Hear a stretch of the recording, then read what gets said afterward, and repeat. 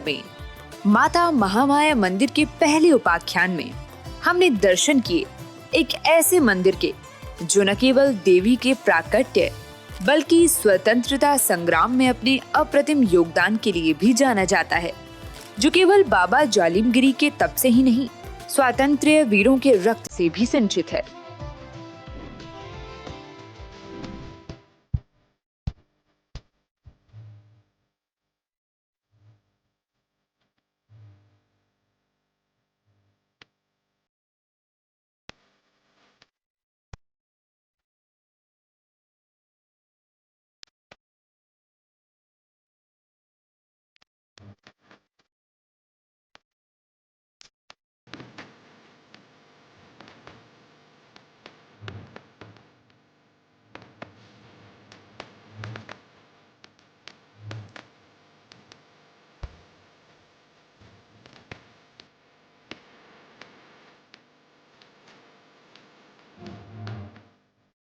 चाहे वो आप इसी सीकरी खुर्द का विषय हो या अन्यत्र कहीं भी मंदिर का विषय हो, कहीं ना कहीं इसके पीछे किसी तपोमूर्ति, ब्रह्मनिष्ठ और किसी महापुरुष का योगदान होता है।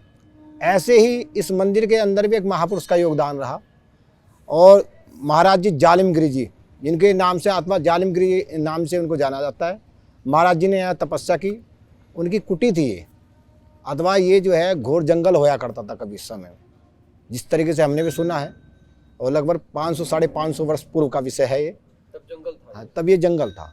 तो महाराज जी की यहाँ कुटिया हुआ करती थी। महाराज जी अपने धूने में धूना लगाकर अपना साधना किया करते थे, और महाराज जी के तपोबल से, तपस्या के बल से ही भगवती ने जो है साक्षात दर्शन दिया, और भगवती जिस आकार में आकृति स्वरूप में विराजमान है यहाँ पे, वो महाराज जी द्वारा ही स्थापित है वो प्रतिमा।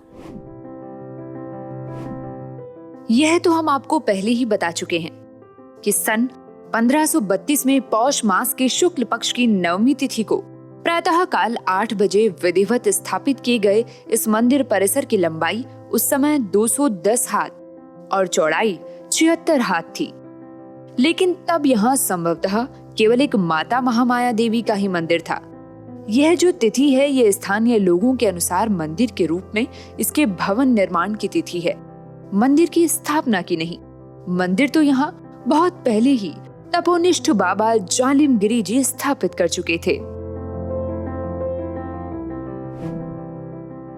बलादा कृष्ण मोहाय महामाया प्रश्यति, अथवा दुर्गा सप्तशती में उल्लेख है कि बड़े से बड़े ज्ञानी का भी चित्त का बलपूर्वक माता हरण कर लेती है। कौन? महामाया।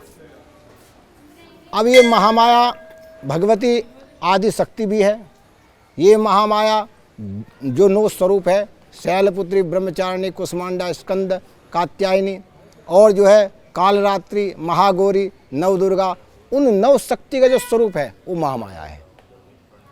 ये महामाया वो भी है कि जिस समय कंस के हाथ में से और आकाश में जो है विराजमान हो गई थी भगवती महामाया के स्वरूप से, और जब उसने उद्घोष किया था, आवाज़ निकाली थी कि कंस जो है तेरी मृत्यु का जो स्वरूप है उसका तो जन्म हो चुका, ये वो भी महामाया है।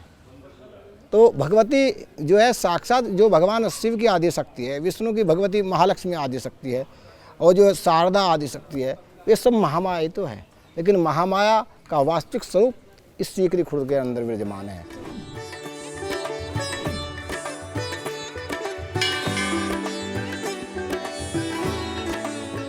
भीतर से ये मंदिर परिसर छोटे बड़े कुल 5 खंडों में विभक्त है। इसमें सबसे पहला खंड तो माता महामाया देवी का है, जो तपोनिष्ठ बाबा जालिमगिरी जी के तप से प्रसन्न होकर यहाँ प्रकट हुई थी। भौरा या तहखाना, जिसके अंदर क्रांतिकारी छिपे थे, वह इसी मंदिर के नीचे आज भी थोड़ा सा प्रतीक स्वरूप सुरक्षित है। लगभग ये पिछले लगभग 550 वर्ष पुराना हमारा मंदिर है, जहाँ यहाँ पूजा अर्चना होती है। ये हमारा एक बड़ा सिद्धपीठ है, और यहाँ हर चैत्र माह में, जो चैत्र माह के नवरात्र होते हैं, वहाँ पे यहाँ नवरात्रि में मेले का आयोजन होता है।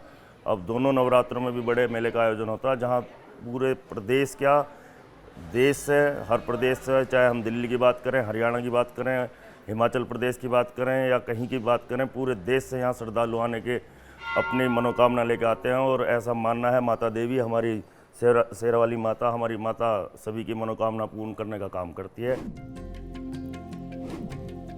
माता महामाया देवी के सामने एक दूसरे भवन में विराजित हैं मां महाकाली।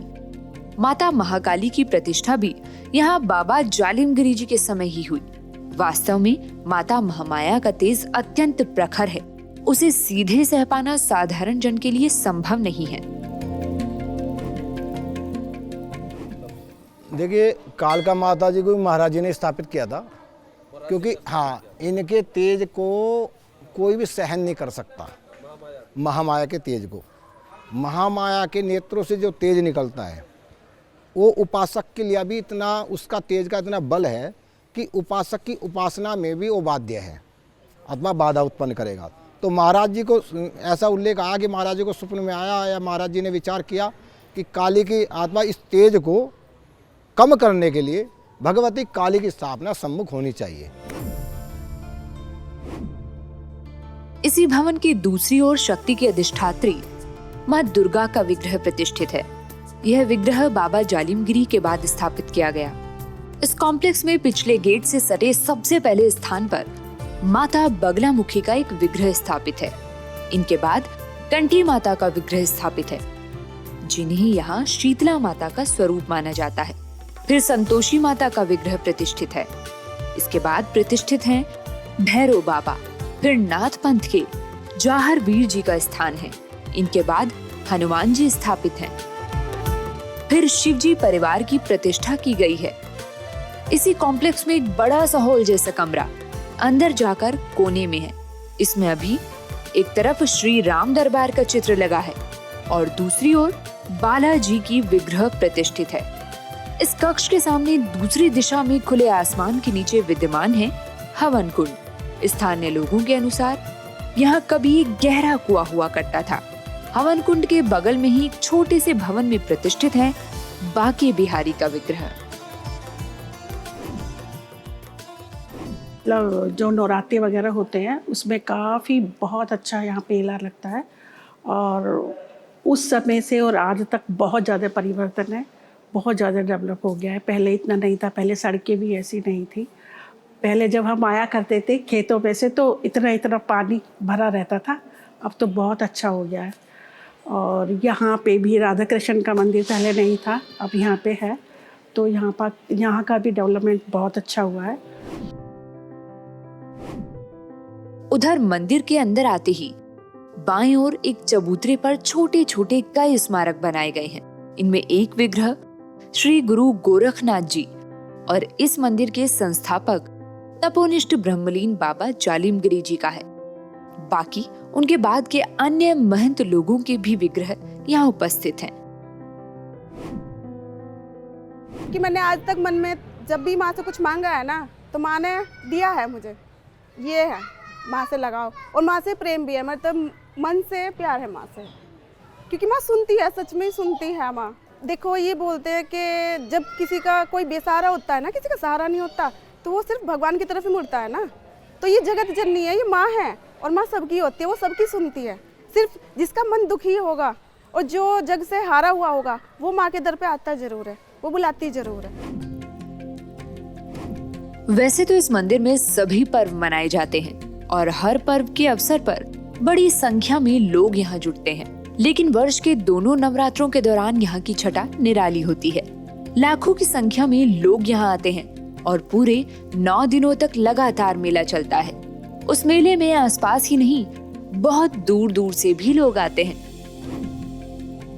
बहुत अच्छा से एक फीलिंग आती है यहाँ पे कि सब कुछ छोड़ के आप गृहस्थ को यहाँ पे आके बड़ा सुकून मिलता है दिल को। मैं तो कहता हूँ किसी के थ्रू भी इस मंदिर की अगर आपके कानों में आवाज़ आ रही है, माता रानी भागे चले आओ, बुला रही है आपको। जय माता दी।